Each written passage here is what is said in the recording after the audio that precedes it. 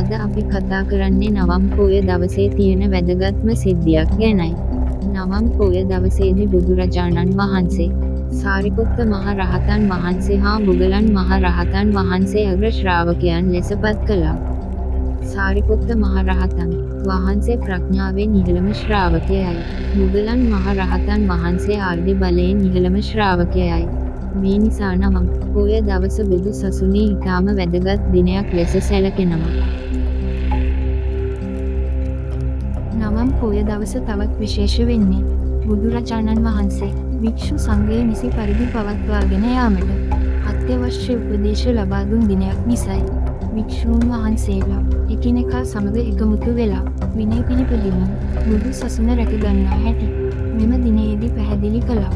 ඒ නිසා නවම් පෝය දවස ශික්ෂාව, එකමුතුකම හා වගකීම අපිට මතක් කරන දිනයක් වෙනවා.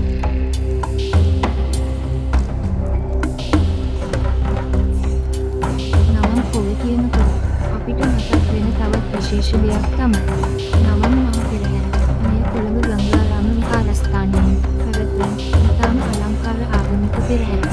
අය උතුම් නර්තකයන්, බ්‍රහ්මාදීන් හා බෞද්ධ සංස්කෘතිය පෙන්වන අංග.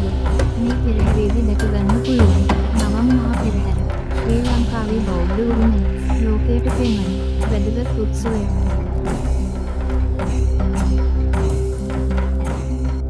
නවම් පෝය දවස අපිට ධර්මය හා විනය සිහි කරගන්න හොඳම දිනයක්.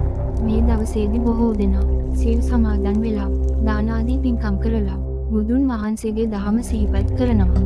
අපිත් නවම් පෝය දවසේ හොඳ සිතිවිලි ඇති කරගෙන හොඳ ක්‍රියාවන් කරලා හොඳ ළමයින් වෙන්න උත්සාහ කළා නම් ඒකයි මේ පෝය දවසේ සැබෑ අර්ථය.